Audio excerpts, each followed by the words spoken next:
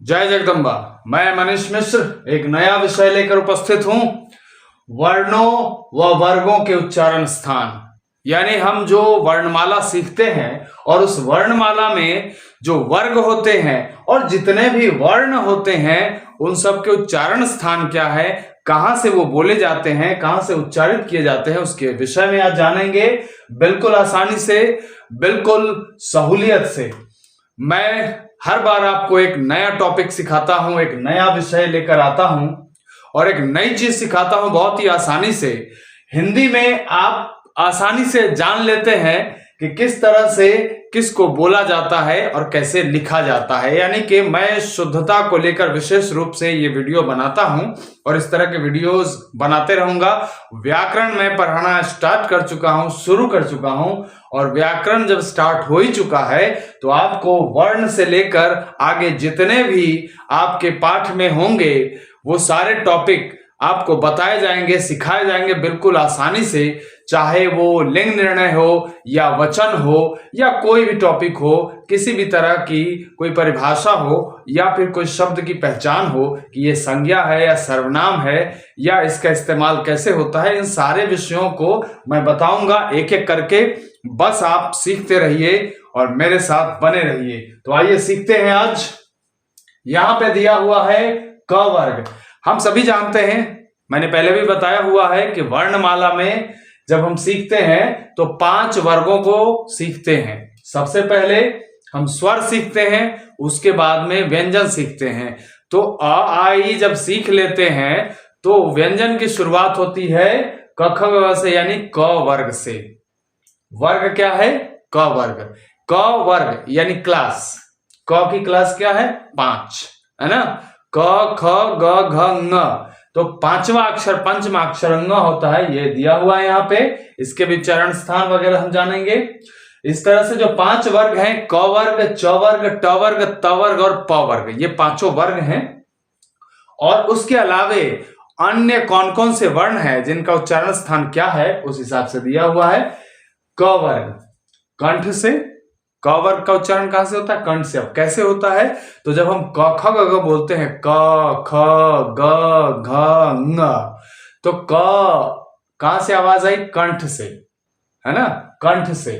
और इन 5 वर्गों को क्या कहते हैं? स्पर्श व्यंजन। क्या कहा जाता है? कौन सा व्यंजन? स्पर्श व्यंजन। जब हम स्वर और व्यंजन पढ़ते हैं तो व्यंजन की जो परिभाषा होती है कि किसी स्वर की सहायता से ही व्यंजन बोला जाता है, यानी जिन वर्णों के उच्चारण में स्वर की सहायता ली जाए उसे व्यंजन वर्ण कहते हैं। और व्यंजन वर्ण में 5 वर्ग होते हैं, और 5 वर्ग जो होते हैं वो प्रकार किसमें आते हैं? स्पर्श व्यंजन। यानी व्यंजन के जो मुख्य रूप से ऐसे 3 है लेकिन 4 प्रकार हैं। तो 3 प्रकार जो है स्पर्श व्यंजन, अंतस्थ व्यंजन और उष्ण व्यंजन, और आखिरी जो है संयुक्त व्यंजन, जो मैंने बताया हुआ है पीछे, आगे भी विस्तार से बताऊंगा। तो यहाँ है क वर्ग। क ख ग, आप जितने भी बोलेंगे, जो भी क वर्ग के वर्ण को बोलेंगे, उन वर्णों को बोलने में हम कंठ का इस्तेमाल करते हैं। अब कंठ का इस्तेमाल अब अन्य किन वर्णों को बोलने में होता है? तो यहां दिया है आ कंठ से। और क्या? विसर्ग अह, क विसर्ग कह, अ विसर्ग अह। तो ये जो ये विसर्ग क्या है? आधा ह है, ये भी मैं बता चुका हूं, ये आधा ह है, तो ये भी कंठ से ही बोला जाता है। और पूरा ह जो यरा लवा में आता है वो ह भी कंठ से ही बोला जाता है, ह। ये उष्ण व्यंजन में आ जाता है। आगे है च वर्ग। च वर्ग बोला जाता है तालु से। तालु मैंने पहले भी बताया हुआ है कि दांत की जड़ से थोड़ा सा पीछे, यानी दांत की जड़ के पास ही समझिए, जो नीचे गड्ढा जो होता है यहाँ पे दांत के नीचे पीछे की तरफ, है ना, खुरदरा हिस्सा, ये तो वो होता है तालु। और तालु से च वर्ग को बोला जाता है च छ ज। ये दांत के पीछे में ऊपर की तरफ थोड़ा सा जो खुरदरा हिस्सा है वो तालु है। और तालु के ठीक पीछे जो बिल्कुल गड्ढा नुमा होता है, चिकना वाला हिस्सा, वो क्या है? मूर्धा है। ये जीभ जहां लगाते हैं, चिकना जहां आपको मिलेगा वो मूर्धा है, और जहां पे खुरदरा मिलेगा ये लकीर लकीर जैसे खींची हुई रहती है, आप आईना लगा के दांत की जड़ को देखेंगे तो दांत की जड़ के पीछे आपको दिखेगा वैसा, वो तालु है। तो च छ ज झ ञ बोलते हैं तो च कहाँ जाता है, जीभ कहाँ जाती है, तालु में। तो तालु को टच करती है जीभ, तो ये च वर्ग तालु से। और ह्रस्व ई दीर्घ ई और य और तालव्य श, नाम ही है तालव्य श यानी तालु से बोला जाने वाला श। तो ये तालु से उच्चारण जो सिखाया जाता है, किसलिए सिखाया जाता है, उच्चारण स्थान जो बताया जाता है केवल परीक्षा पास करने के लिए नहीं, शुद्ध शुद्ध बोलने के लिए। यानी कि हम अपनी जीभ को कहाँ ले जाएंगे, किन वर्णों को, किन शब्दों को कैसे बोलेंगे ताकि हमारी भाषा शुद्ध हो, लिखने पढ़ने बोलने में भी। तो जब आप बोलना सीख जाएंगे शुद्ध, तो जाहिर सी बात है आपको पता चल जाएगा कि कौन सा वर्ण कहाँ से बोला जाता है, तो आप एग्जाम में भी फेल नहीं होंगे। अगर इससे संबंधित प्रश्न आते हैं तो आप आसानी से जवाब दे सकते हैं। तो यहाँ च वर्ग हमने देखा, ह्रस्व ई, दीर्घ ई, य और तालव्य श, इसका नाम ही है तालव्य श, तालु से बोला जाने वाला श। आगे है ट वर्ग। अब ट वर्ग में क्या आता है, ट ठ ड ढ ण, है ना। तो ये पांचों वर्ण आते हैं ट वर्ग में, ये बोले जाते हैं मूर्धा से। ट ठ जो बोलिएगा तो जीभ कहाँ जाती है, चिकने वाले हिस्से पे, यानी तालु से थोड़ा पीछे ऊपर की ओर देखिएगा तो चिकना वाला जो हिस्सा है वो मूर्धा है, और मूर्धा से बोला जाता है ट वर्ग, पूरे वर्ण, है ना। ट वर्ग के जितने भी वर्ण होते हैं पांचों। आगे है री। री भी, री जब हम बोलते हैं री तो ये भी मूर्धा से बोला जाता है। और र, य र लव का र, ये भी मूर्धा से बोला जाता है। और मूर्धन्य श, इसका नाम ही है मूर्धन्य श, है ना। तो मूर्धा से। अब ट वर्ग में ही मैंने आपको पहले बताया हुआ है कि ड के नीचे जब बिंदी लगा देते हैं, अनुस्वार जैसा दे देते हैं, तो वो हो जाता है बड़ा ड़, और ढ के नीचे बिंदी लगा देते हैं तो हो जाता है ढ़। यानी इसी ट वर्ग का ड़, बड़ा वाला ड़, और ढ़, पढ़ो बढ़ो पढ़ाई, है ना, ये जो है ट वर्ग का ही है।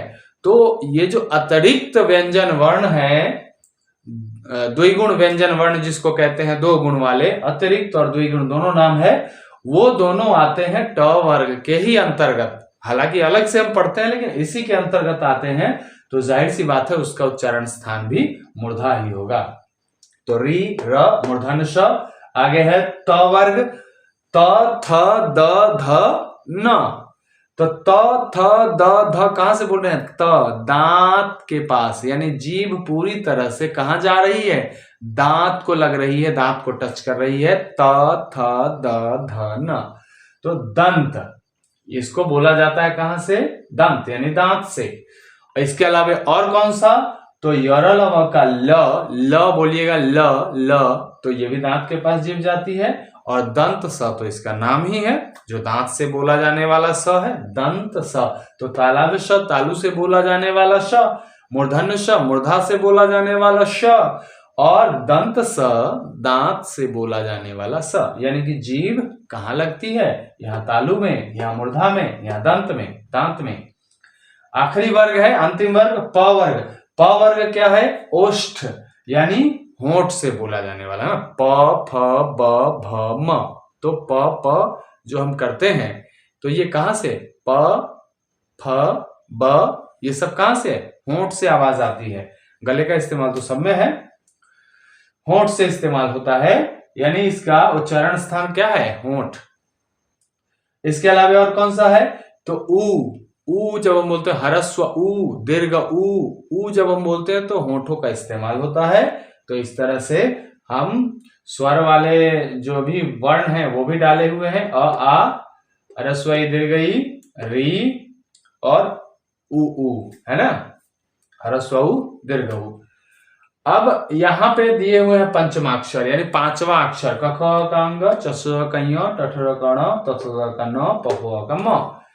अब इनका उच्चारण स्थान सेम है, जो इनके वर्ग का उच्चारण स्थान है वही है, किंतु पंचमाक्षर बोलने वक्त हम नासिका का प्रयोग कर लेते हैं, नाक का, ङ, ञ, अण, है ना, न, म। तो ये नाक का प्रयोग करते हैं, है ना, नासिका से। तो इसलिए नासिका प्लस वर्ग का उच्चारण स्थान, यानी नाक को प्रयोग में लाते हुए वर्ग का जो उच्चारण स्थान है उसको जब हम प्रयोग करेंगे तो ये बोले जाएंगे, ये पंचमाक्षर।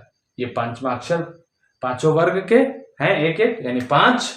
यहां आते हैं कंठ प्लस तालु। अब आई में से जो बच गया वो क्या बच गया? ए। कंठ प्लस तालु, ए, कंठ का इस्तेमाल ए, और जीभ हल्की सी तालु में लगती है, ए, है ना, पूरी तरह टच नहीं होती है, ये अधूरी छुअन है, ये पूरी तरह से छुअन नहीं है, टच जो है टचिंग कम है, ए। अब कंठ प्लस होंठ, ये तो रहा कंठ प्लस तालु, ए, और कंठ प्लस होंठ यानी ओ आओ। जिस तरह हम ऊ का इस्तेमाल कर रहे थे होठों से, ऊ, तो कंठ का प्रयोग कम हो रहा था, इसलिए कंठ इसमें नहीं दिया है। यहाँ पे ओ कंठ का पूरा प्रयोग है किंतु होठों के साथ, औ कंठ का पूरा प्रयोग है किंतु होठों के साथ, इसलिए कंठ जोड़ होठ, यानी कंठ जोड़ तालु और कंठ जोड़ होठ। तो ये ए है कंठ तालु और कंठ होठ क्या हो गया? ओ औ। आगे है दंत और होठ, दंत प्लस यानी जोड़ होठ, ये दोनों को मिला के क्या होता है? व, यार लव का व का इस्तेमाल होता है होठों से, व, और दांत हल्की सी जीभ जाके दांत के पास टच होती है, व। ऐसे भी य, र, ल, व, ये 4 वर्ण जो है अंतस्थ है, यानी कि पूरी तरह से इसमें जीभ टच नहीं होती है। और उष्ण व्यंजन, ऊष्मा, तालव्य स, मूर्धन्य स, दंत स, ह, ये ऊष्मा गर्मी निकलती है, इसलिए ऊष्म व्यंजन। आगे है आपको अक्ष, त्र, ज्ञ, श्र, ये संयुक्त व्यंजन वर्ण है जो जुड़ के बनते हैं, इसके बारे में मैं कई बार बता चुका हूं। तो क्ष, त्र, ज्ञ, श्र। क्ष कहां से होगा? क्ष पूरी तरह से कहां से बोलते हैं? मूर्धा से, क्ष मूर्धा से। और त्र, त लगा हुआ है, र लगा हुआ है, त्र, तो क्या हो गया? त कहां से बोलते हैं? त वर्ग, त वर्ग यहां पे है दंत, है ना, त्र, और र कहां से? मूर्धा से, यानी तालु और मूर्धा दोनों का प्रयोग होगा, यहां संयुक्त है। और ज्य, ज, ज्य, यानी उसका ज्ञ या ज्य कहते हैं, है ना, ज्य। तो ज्य बोलेंगे तो किससे होगा? च, छ, ज आता है इसमें, ज और य मिला के ज्ञ होता है, ज्य। तो तालु और य नासिका दोनों का प्रयोग हो गया। तो क्ष, त्र, ज्ञ, श्र, श्र तालव्य स और र मूर्धा। तो कुछ जो मिलते जुलते हैं, जो मैंने बताया संयुक्त व्यंजन वर्ण क्ष, त्र, ज्ञ, श्र, तो उसको जोड़िए। क्ष क और मूर्धन्य स मिला के होता है, क्ष मूर्धा के पास चला जाता है। त्र, त और र मिला के होता है, यानी दंत और मूर्धा हो जाएगा। और ज्ञ यानी ज्य नासिका का प्रयोग होता है। और ज्ञ, ज, है ना, च वर्ग का तालु और नासिका।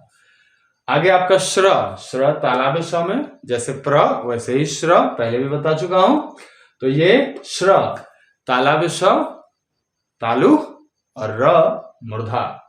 तो इस तरह से हमारे बनते हैं। अब आखिर में है अनुनासिक। तो अनुनासिक और अनुस्वार। अनुनासिक नासिका से बोले जाने वाले पंचमाक्षर हैं, अनुस्वार हैं, चंद्रबिंदु है, इन सब में नासिका का प्रयोग होता है ना। पंचमाक्षर अनुनासिक किसे किसे बोला जाता है? नासिका से पंचमाक्षर को बोला जाता है जो यहाँ लिखा हुआ है।